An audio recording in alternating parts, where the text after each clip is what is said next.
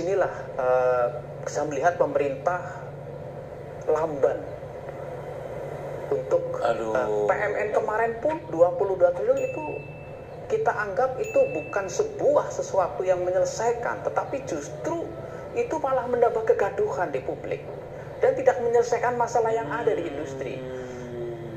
Sayangnya distrust ini udah seperti akut dan bisa tambah parah loh Pak. Kalau ini nggak beres ini kan siapa lagi yang percaya Pak?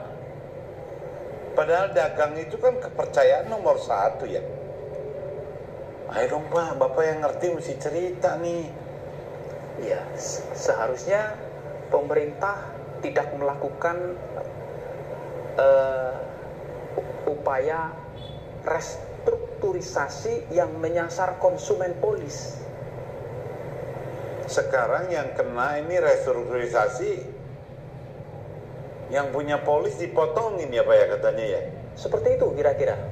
Mereka berapa persen tuh?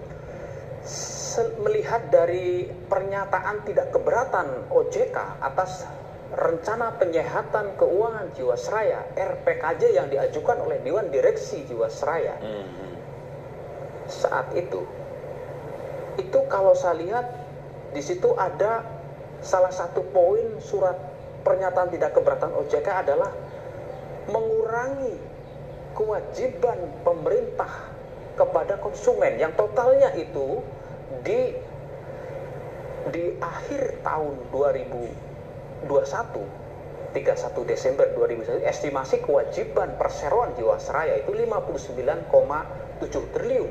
Ini kewajiban negara terhadap seluruh konsumen polis yang terlihat di data surat tidak keberatan itu OJK.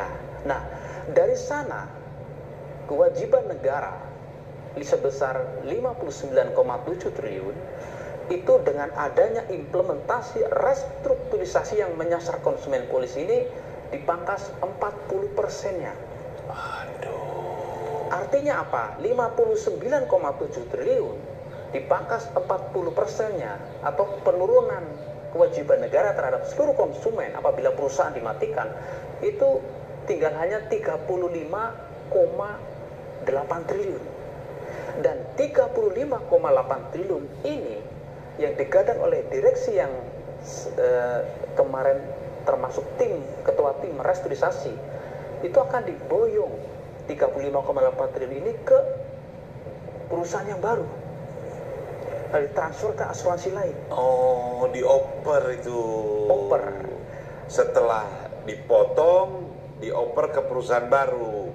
Ya, ini sebenarnya praktek churning, pemasaran churning. Jadi apa tuh Pak churning tuh? Churning itu adalah salah satu hal pemasaran produk asuransi yang dilarang sebenarnya Pak dalam surat OJK, surat edaran OJK nomor 19 itu juga dilarang. Melanggar berarti ya? Melanggar. Praktek churning ini adalah praktek mengubah polis lama ke polis baru untuk dibelikan produk baru dengan uang polis yang sebelumnya, dengan mengubah spesifikasi produk, mengubah manfaat. Nah, itu yang terjadi. Apabila itu merugikan, otomatis itu dampaknya buruk. Seharusnya kenapa dilarang? Karena itu tidak boleh dilakukan dalam perusahaan yang sama. Ini terjadi. Praktek churning ini mengubah polis atau ganti polis lama ke polis baru. Tapi sekarang kan dia lo oper ke PT baru nih, yang tadi Bapak bilang.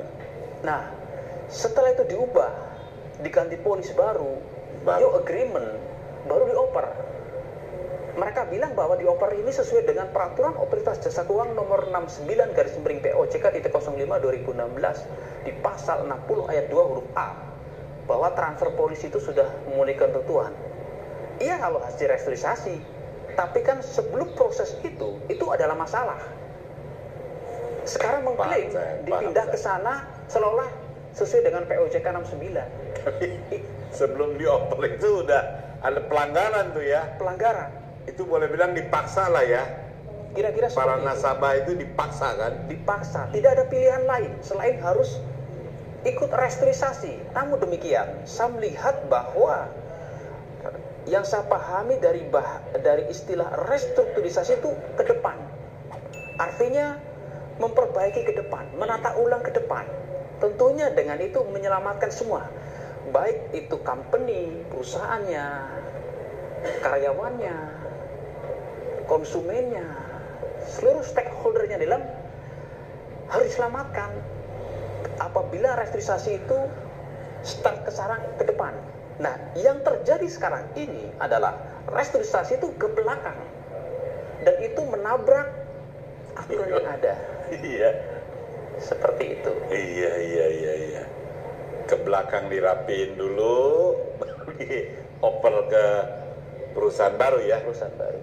Tetapi itu banyak regulasi yang dilanggar karena itu pasti ada yang dirugikan. Karena seharusnya kan ke depan.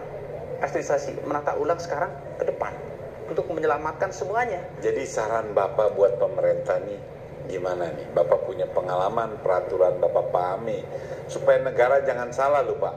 Karena ini kan catatan sejarah perasuransian Indonesia ini jadi rusak ini. Memang bisa dipaksa diselesaikan, tapi kan kepercayaan rakyat kan tercatat dalam sejarah perasuransian ini. Wah ini skandal Pak, menurut saya ini nggak boleh. Coba Bapak kasih saran.